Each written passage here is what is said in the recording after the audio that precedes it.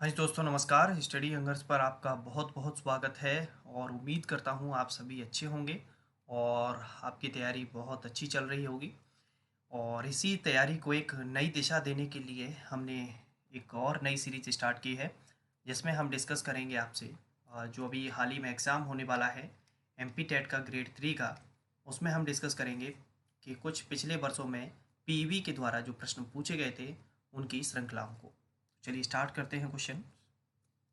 सबसे पहला क्वेश्चन है, विद्यार्थियों का स्कूल में खेल गेम्स खेलने का प्रमुख लाभ निम्न होता है। यानी कि जो बच्चे होते हैं, स्टूडेंट्स होते हैं और स्कूल में गेम्स खेलते हैं तो उसकी वजह से क्या लाभ होता है।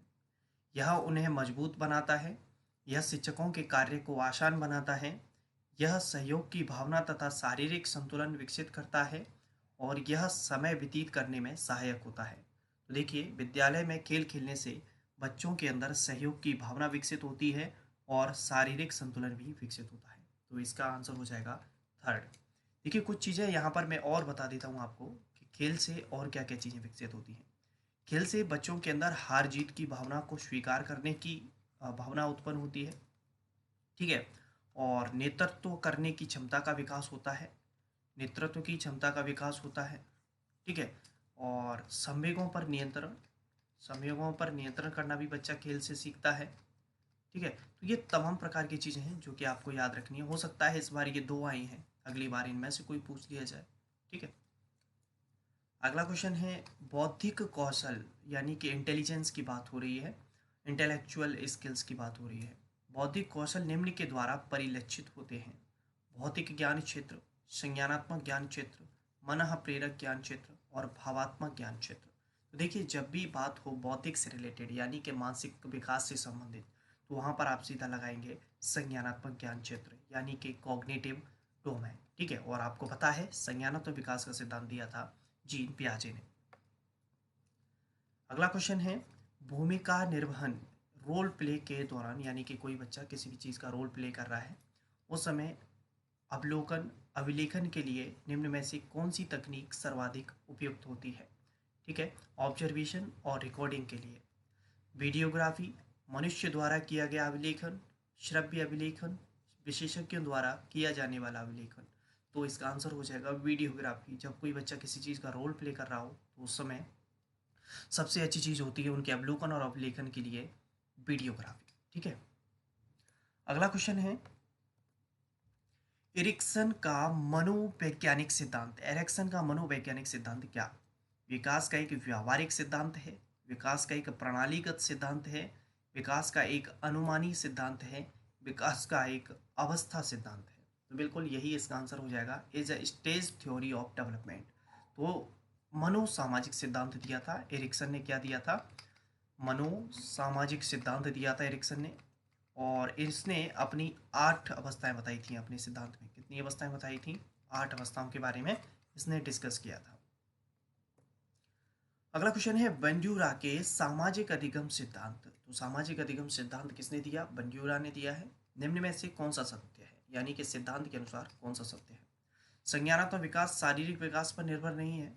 प्रतिरूपण मॉडलिंग बच्चों के सीखने के लिए प्रमुख तरीका है। नाटक आवश्यक है और इसे स्कूल में प्राथमिकता दी जानी चाहिए।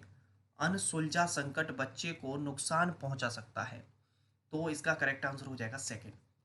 प्रतिरूपण यानी कि मॉडलिंग बच्चों के सीखने के लिए प्रमुख तरीका है। और एक चीज़ और बता दें यहाँ पर कि देखिए, जिस तरीके से हम समाज में लोगों को करते हुए देखते हैं कोई भी चीज़, तो उसके अकॉर्डिंग हम उसे क्या कर लेते हैं, अपने व्यवहार में अपना लेते हैं।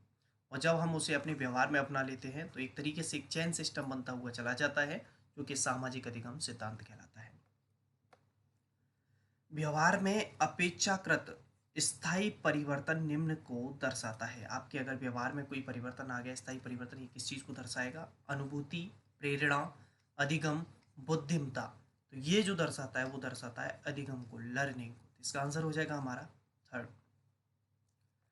अगला क्वेश्चन है, शैक्षिक समस्याओं को प्रभावी ढंग से हल करने के लिए एक विद्यार्थी के लिए बेहतर है कि वह इसे अपनाए। शैक्षिक समस्याएं अगर हल करना है तो किन चीज़ों को अपनाना है? थेरेपी, समूह चर्चा, ट्यूशन, मार्गदर्शन। तो इसका करेक्ट आंसर हो जाएगा गाइडेंस। अगर बच्चे को उचित मार्गदर्शन मिलता है, प्रॉपर गाइडेंस मिलता है, तो वो अपनी समस्याओं को बेहतर तरीके से हल कर सकता है, सुलझा सकता है। उद्देश्य स्थायित्व, जैसे कि अगर हम बात करें, कभी कभी वस्तु स्थायित्व के नाम से भी पूछ लिया जाता है। तो उद्देश्य स्थायित्व या वस्तु स्थायित्व, इंग्लिश एक ही रहेगी, ऑब्जेक्ट परमानेंस, किस चरण में सीखा जाता है। तो ये जीन पियाजी की 4 अवस्था है, उसमें से पूछ रहा है किस अवस्था में पूछा जाता है। संवेदी प्रेरक, पूर्व संक्रियात्मक, मूर्त संक्रियात्मक, अमूर्त संक्रियात्मक। तो इसका आंसर हो जाएगा पहला, संवेदी प्रेरक अवस्था, जिसे इंद्रिय जनित गामक अवस्था के नाम से भी जाना जाता है। याद रखें इसे विशेष रूप से।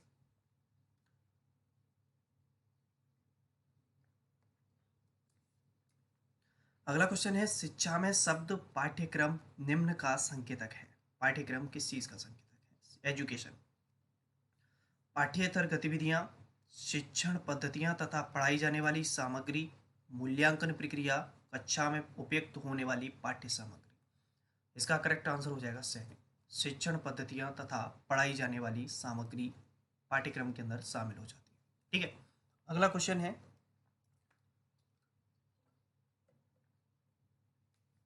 जब एक शिक्षक मंद दृष्टि शिक्षार्थी को कक्षा के अन्य शिक्षार्थियों के समूह गतिविधियों में शामिल करता है तो वह, यानी कि आपकी कक्षा में एक बच्चा है जो कि मंद दृष्टि वाला है, यानी कि ठीक है, उसको क्या करना है, आपने अपनी कक्षा में शामिल किया और जो गतिविधियां चल रही हैं उसमें आपने शामिल कर लिया, तो क्या सभी शिक्षार्थियों को मंद दृष्टि शिक्षार्थी के प्रति सहानुभूति विकसित करने में मदद करती है, कक्षा के लिए अधिगम में बाधाएं उत्पन्न करती है, अन्य सभी शिक्षार्थियों को आलसी और सुस्त बनाती है, समावेशी शिक्षा की भावना के अनुसार कार्यरत है। तो समावेशी शिक्षा का यही तो सिद्धांत था कि असमर्थ बालक और सामान्य बालक, दोनों प्रकार के बालक, ठीक है, याद रखें, असमर्थ बालक और सामान्य बालक, दोनों प्रकार के बालक एक ही समान कक्षा में जब पढ़ेंगे तो वो समावेशी शिक्षा। तो ये समावेशी शिक्षा को शिक्षक यहाँ पर बढ़ावा दे रहा है, तो इसका आंसर हो जाएगा 4। अगला क्वेश्चन है, कक्षा शिक्षण का मुख्य उद्देश्य, क्लास टीचिंग का मेन एम क्या है? छात्रों को परीक्षा उत्तीर्ण करने में मदद करना, छात्रों के व्यक्तित्व को विकसित करना, जिज्ञासु मस्तिष्क विकसित करना, पाठ्यक्रम प्रदान करना। तो कक्षा शिक्षण का मुख्य उद्देश्य है to develop an inquiring mind, यानी कि जिज्ञासु मस्तिष्क विकसित करना। ये जो क्वेश्चंस हैं वो पूछे गए हैं, कहीं ना कहीं कोई ग्रेड 1 में आया है, कोई ग्रेड 2 में आया है, या फिर वो महिला सुपरवाइजर में आया है, यानी कि जहाँ जहाँ पर सीडीबी आता है, बाल विकास आता है, वहाँ पर ये क्वेश्चन पूछे गए हैं और उन क्वेश्चंस को ही मैं आपके साथ डिस्कस कर रहा हूँ। और स्वाभाविक बात है, पीईबी की जो क्वेश्चन बैंक है लगभग देखने को मिलता है कि क्वेश्चन रिपीटेशन में आते हैं और आपकी एक मेंटलिटी क्रिएट होती है कि किस प्रकार के क्वेश्चन आते हैं, हम जो पढ़ रहे हैं वो परीक्षा में आएगा कि नहीं आएगा। ठीक है, इसलिए इन क्वेश्चंस को सोल्व करना जरूरी है। संज्ञानात्मक प्रक्रिया, कॉग्निटिव डेवलपमेंट, जिसे चिंतन के नाम से जाना जाता है, तब होता है जब कोई व्यक्ति कला संबंधी, साहित्य, वैज्ञानिक, प्रायोगिक समस्याओं की संभावित विविध समाधानों के बारे में मुक्त रूप से विचार करता है। तो सुपरस्टार कह दो ना उस व्यक्ति को कि आप क्या है कि केंद्र में बैठे हैं और आपकी जो सोच है वो विभिन्न दिशाओं में डाइवर्ट हो रही है, यानी कि एक ही व्यक्ति तमाम क्षेत्रों में निपुण हो, तमाम विशिष्ट योग्यता हो उस व्यक्ति के पास, उसे कहते हैं डाइवर्जेंट थिंकिंग। तो चलिए देख लेते हैं, अविशारी, तार्किक, अपसारी और अनुमानी। तो ये जो हो जाएगा वो हो जाएगा अपसारी चिंतन। ठीक है, याद रखें। शैक्षणिक मनोविज्ञान के माध्यम से शिक्षा में योगदान देता है। शैक्षणिक मनोविज्ञान, एजुकेशनल साइकोलॉजी, किस चीज में योगदान देती है?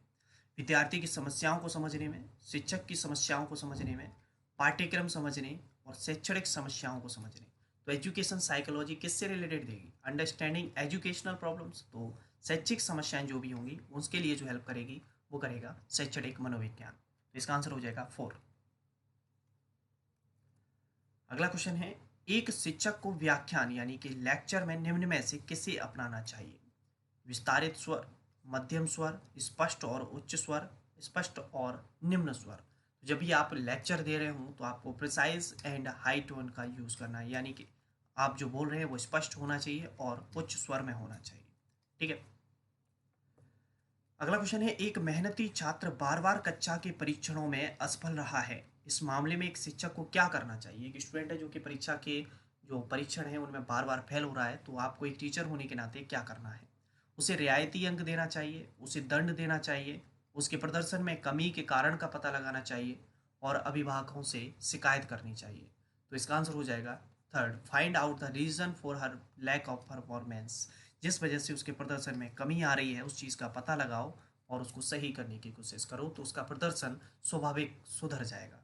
ठीक है, तो ये थे हमारे इंपॉर्टेंट क्वेश्चंस जिनको हमने आपके साथ डिस्कस किया। वीडियो पसंद आया हो तो लाइक कर दीजिए, और जो भी दोस्त आपके एग्ज़ाम दे रहे हो, परीक्षा में बैठे हैं इस बार ग्रेड 3 की में, उन सभी को शेयर कर दीजिए और चैनल पर नए हों तो सब्सक्राइब कर दीजिए। Thank you.